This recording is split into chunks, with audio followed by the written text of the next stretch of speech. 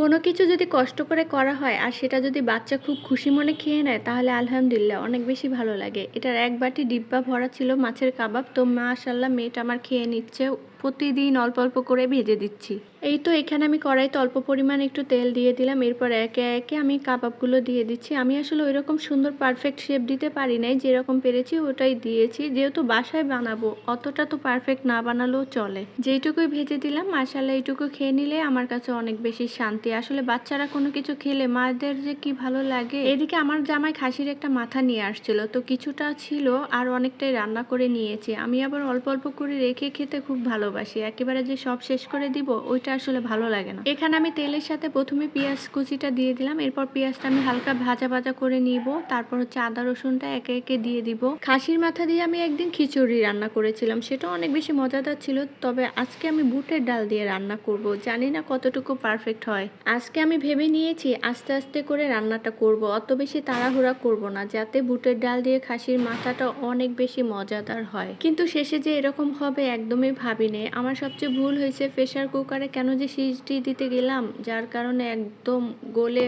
তো যাই হোক, এই তো প্রথমে আমি পেঁয়াজের সাথে আদা রসুনটা একটু সুন্দর করে নেড়ে চেড়ে কষিয়ে নিচ্ছিলাম, কেননা যতক্ষণ আদা রসুনের গন্ধটা না যায় ততক্ষণ আমি একটু কষিয়ে নিই। এরপর এই তো আমি পানিটা অ্যাড করে দিচ্ছিলাম, পানি অ্যাড করে দিয়ে আমি এখানে হলুদ মরিচ ধনিয়া জিরা আর হচ্ছে গরম মশলা গুঁড়া একে একে সব কিছু দিয়ে দিব।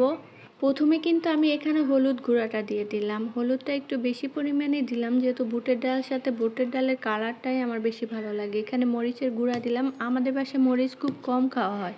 এরপর আমি এখানে গরম মশলার গুঁড়াটা দিয়ে দিলাম, গরম মশলার গুঁড়াটা আমি একটু বেশি পরিমাণে দিলাম, ঘ্রাণটা কিন্তু আমার কাছে অনেক বেশি ভালো লাগে।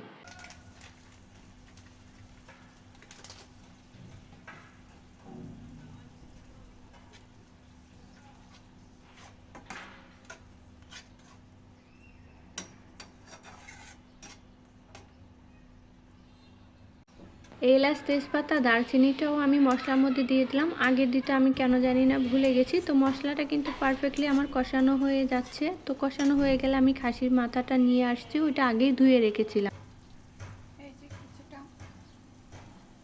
এই তো এখন আমি খাসির মাথাটা একটু আপনাদের সাথে শেয়ার করলাম, অনেক সুন্দর করে ধুয়ে রেখেছি। ক্যামেরাতে কেন জানি সাদা আসটা ছিল, পারফেক্ট আসটা ছিল না। তো যাই হোক, এখন আমি খাসির মাথাটা দিয়ে দিব, দিয়ে সুন্দর করে নেড়ে চেড়ে অনেক টাইম নিয়ে কষিয়ে নেব।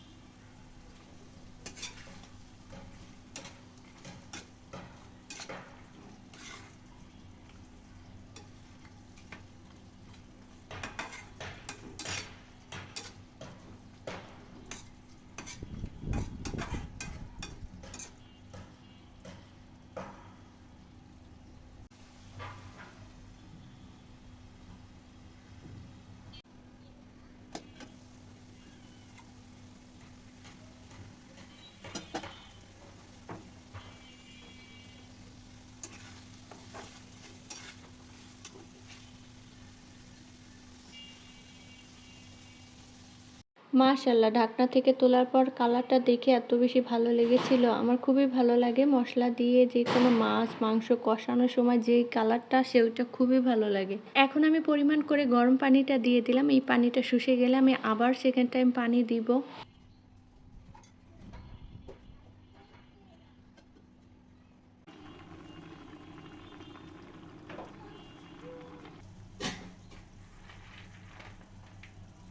মাঝখানে আমি আরেকবার পানি দিয়েছি, এখন আমি ধুয়ে রাখা বুটের ডালগুলো দিয়ে দিলাম, দিয়ে সুন্দর করে নেড়ে চেড়ে নিব।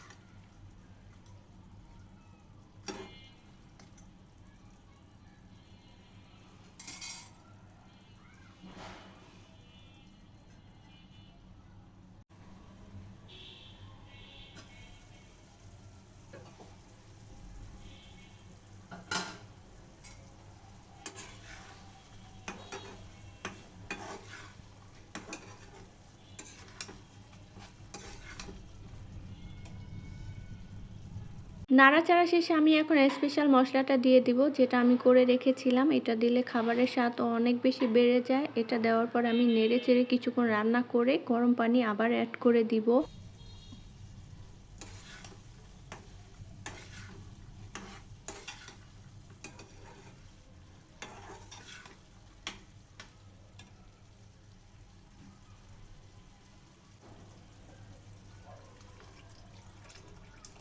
মাঝখানে একটা বোকামি করেছি, তাড়াতাড়ি রান্না করার জন্য আমি প্রেসার কুকারে একটু সিটি দিয়ে নিয়েছিলাম, যার কারণে একদম গলে আমার খাবারের টেস্ট এবং কি আমার খাবারের লুকটাই চেঞ্জ হয়ে গেছে। আমার কাছে এত বেশি খারাপ লেগেছে কি যে বলি। তো যাই হোক, সবাই অনেক ভালো থাকবেন, আমাদের জন্য দোয়া করবেন, আমিও সবার জন্য দোয়া করব। আজকে এই পর্যন্ত, এর চেয়ে বেশি কিছু আর বলা হলো না। ভালো থাকবেন।